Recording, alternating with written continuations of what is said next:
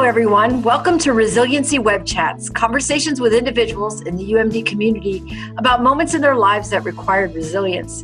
Together, we learn about the strategies they use to stay strong and to move forward in challenging times. I'm Dr. Lisa Erwin, and today I have the distinct honor and privilege to be visiting with Dr. Chandana Halaharvi.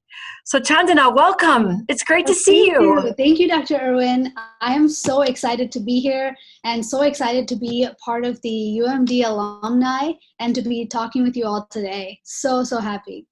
It's great, and I want to give you full credit. The idea for this web chat series is really sparked from a conversation you had with our alumni director, Matt Duffy. So here we go. Yeah, exactly. Yeah, I had a thought. It was the start of coronavirus, and then we were thinking about, okay, well, how is it that, what are students doing right now? How can we help students? What can I do? I think essentially I was thinking, what can I do at this time to give back, to help others? Because right now, there's just so much uncertainty.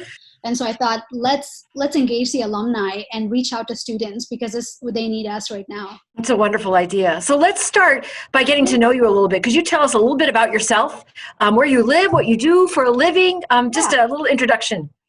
So right now, I just graduated from fellowship. So I am a foot and ankle surgeon, and I will be practicing in Houston, Texas, with a private practice company. So as a foot and ankle specialist, I'll be doing everything foot and ankle related, anywhere from sports med to surgical care to just like small warts and plantar fasciitis, that sort of thing. So everything under the sun for foot and ankle, I'll be doing. And before this, I was actually in Portland, Oregon, doing my fellowship. And then my residency was actually in Columbus, Ohio. And then my medical school was in Iowa, Des Moines, Iowa. And then my alma mater, of course, is UMD. So I have lots of memories there at UMD. So happy that I graduated from there. And then my closest friends right now actually are all from UMD. So yeah, I think it was just a wonderful place to go to school. It had that just close-knit family kind of a feel to it. So yeah. It was the right size for you. What did you study when you were at UMD, and how did you find UMD and choose it as a student? Yeah, so we actually were living in the Twin Cities at that time. I'm actually an immigrant, or first generation American, I guess. I can't say that anymore, but first generation American. I wanted to stay in Twin Cities, or I guess in Minnesota. And so for me, it was kind of a natural choice to check out all of the Minnesota colleges. And someone had told me that Duluth had a really pretty campus. So it was just natural for me to want to go there because I was very inclined to spend time in nature, to take hikes and that sort of thing. So when I came to the university, it felt right. And so that's kind of why I chose UMD. But then I ended up loving the place and, the people, everything was just the right fit for me. That's wonderful. Yeah. So let's get to the heart of the matter. Let's talk resilience. So maybe we could start by having you describe a challenge or even maybe a failure that you encountered in your life. Yeah, to me, I feel like there's been a lot of failures, but that's how you grow, right? People don't always see everything from your life when you're looking at it from the outside. But for me, I felt like UMD actually prepared me really well. But there are some things in life where you're just never really quite prepared for. For me, I've always wanted to be a doctor. So after college, I just assumed that I was going to start my life off right away. And then I had the plans of becoming a doctor by the age of 25. But, life didn't exactly work out that way. So that's normal, right? This is all natural. However, to me, what happened was after college, I was applying to medical school and, I was waiting for my interview letters for medical school, and slowly, one by one, they started coming in. I was opening the letter, excited, so wide-eyed and excited to read the news. But then one by one, it was telling me that I didn't get in, or I was waitlisted, or there was just not this year. So of course, that was extremely disheartening because for me, after coming from India, I had all these plans And then on top of that, there was the additional pressure of like, from my parents. I had that feeling of, we've brought you to America. So to me, in my head, I was like, well, what have I done with it? Right? I've got this golden opportunity in my head, but I didn't get in yet. So as I was reading these letters, I was just distraught of my dream, of my lifelong dream of being a doctor.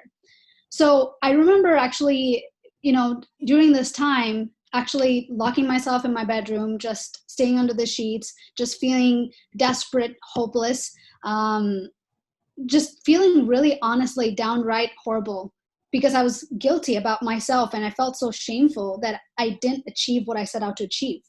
Now, it wasn't realistic. I didn't know at the time that it wasn't realistic, that it's okay. But at that time, that's how I felt. And so I remember one day, actually, my dad just like walked into my room and then he just kind of snapped at me. He's like, "What are you doing?" I was like, well, I was trying to, in my head, I was like, well, I'm feeling sorry for myself, this and that. But he just snapped me out of that. He's like, what do you think you're doing? I was like, well, I didn't get in. And so I was trying to explain, but I was just tears, just a ball of tears, trying to explain, like, I'm sorry I let you down. I know you brought me to America, this and this. He was like, what are you talking about? Just stop. So at that point, he just literally snapped at me, but that caused me to snap out of it mentally, literally. I must have like leaped out of bed because in my mind, that's how I remember it. I leaped out of bed when he said, just quit it. Because what he told me now is that whatever's happened has happened. But right now, you can't be crying about it. Because if you're crying and you're feeling sorry for yourself, you don't think about what you're gonna do next. And that's one important lesson that I learned from that time is anytime something bad happens, or even as small as like you get into a car accident or something happens really bad, don't think about what's actually happening and, oh my gosh, oh no, feeling sorry for yourself. But at that moment, what's really critical, and this is the same thing I think, helps with surgery, right? You think about something bad that happens and you don't want to go into that panic situation, right? You got to think about, what can I do right now? Just take a deep breath, say, what can I do right now? So for me, the biggest failure is probably letting myself down and not getting into medical school the first time around or whatever. But to me, I also learned about myself was that I was persistent. In my heart, I knew that I was like, I'm meant to be a doctor. Or, in my mind, I was like, I'm meant to give service to people. I knew that as a fact. I was like, I just knew that I was going to be working with people. And this is the way that I wanted to work with people was in the medical field. And at that time, I didn't know any other avenue except, being a doctor or a nurse. And I think I didn't know a lot of other avenues. Whereas right now, there's so many different ways to actually be a part of the medical field and not do this. But at that time, to me, this was it. And so I found a way. I was persistent. I kept at it. And, here I am today. But so that's kind of what I think about when I think about my biggest failure is that I can never forget that day. That's a really inspiring story. And I think you have begun to identify some of the strategies that you identify that you continue to use, my senses, to this day. So, for example, from your dad, you learned not to focus on the past, but to get your eyes forward and begin to take actions that are forward directed. I think the second thing I heard was persistence, which is a wonderful trait. And I think a great advice for someone who's struggling through a challenge is to be persistent. Are there other strategies that you have landed on as you have grown as a human that are helpful, that you'd be helpful to share? Yeah, definitely. Dr. Erwin, I feel like sometimes when I say what I'm about to say, it feels like maybe I've known this for a while, but I promise you, this is only something that I've learned in the last 3 years as I'm figuring out myself, right? I think right now, I feel really blessed and I feel really lucky that I have a wonderful family and an outstanding husband who's always there to encourage me and support me to be my best self. And I think that's what's really important to me. Number one is that having a supportive network, it doesn't have to be your family. It can be close friends. It can be mentors. It can be teachers. I've definitely had an amazing, amazing set of teachers at UMD that I used to go to for advice. I would just sit in their office and they'd tell me, their vacation plans or this or that. And they would tell me, yeah, I'm opening doors for you now so that you can open doors for other people in the future. So one of the things that I do, well, not only this like supportive environment, which always helps when you're talking about ideas, setbacks, or sharing your joys, but the second thing to me has been meditation. For me, I start off my day with meditation now, and I think that that really makes a difference in how I feel through the rest of the day. And there's been days where I skip it, or I think I feel fine. Like, mentally you always tell yourself, I feel fine. But it's only after I do the meditation, then I realize, oh, I could have been a lot more calmer. I could have collected myself a lot more. So this is what I've learned from meditation, is that it gives you that sense of calm and balance so that the mind can think and do what it needs to do. And you're kind of unwavered. Life is trying to take you on this roller coaster, but you say, no, I'm going to be right here, even keel, and just keep going with the flow. So That's that's great. me, meditation and like having that supportive environment has been the two biggest things that's probably made the biggest difference for me. I think the other thing our students would love to hear from you about is where to find direction when you just don't have it. How do you identify a path or a direction? I think that's one of the challenges students face. For example, when doors shut for them for a certain career path or a location of living or something like that. So Sure. how do you find direction?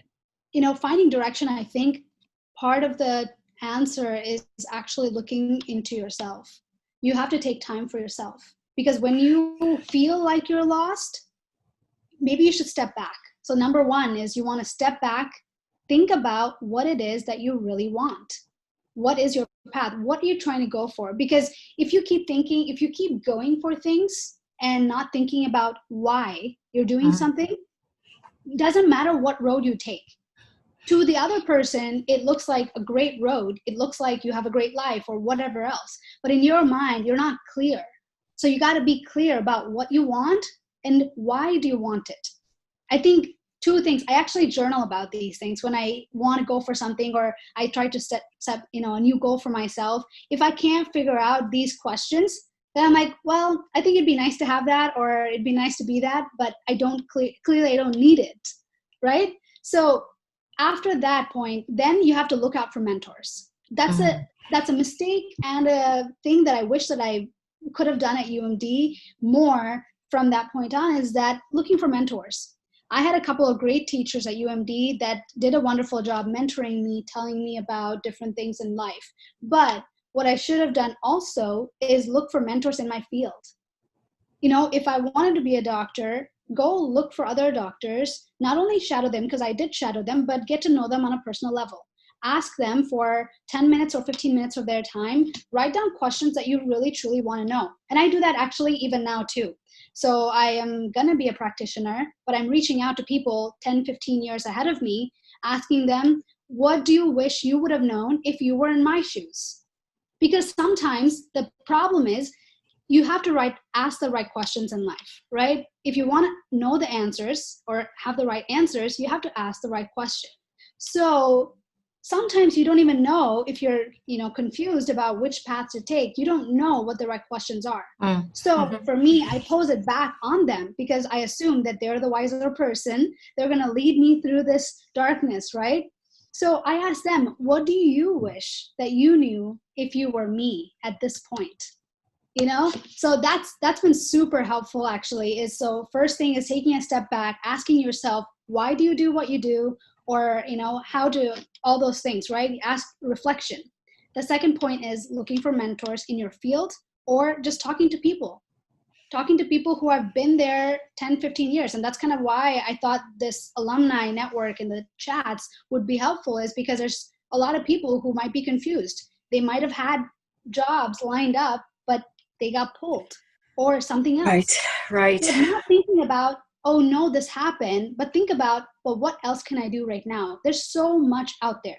There's abundance of everything out there. That's what I want people to know. You just have to look. You have to ask the right questions. I hope you write a book. I really do. I hope you write a book someday, because I think the themes that you've identified today are very important for not only our students, but just fellow alumni and others to hear and be inspired by. So, you've talked about the importance of looking forward, the importance of being persistent, the importance of support networks to include mentoring and people who have been in the field that you hope to be in, or in the life circumstance that you're in. And then finally, this idea of meditation, of really taking care of yourself. We're hearing a lot about that. And I think it's a wonderful lesson, self-care, right? Taking care of yourself. So I just want to, again, thank you. It's been just a joy to have the opportunity to chat with you today. And I wish you all the best in Houston, and look forward to the next time we get to talk. Thank you so much, Dr. Erwin, and good luck to all those students out there. I think you're going to do great. Just keep on doing great things. Thank you so much. Thank you.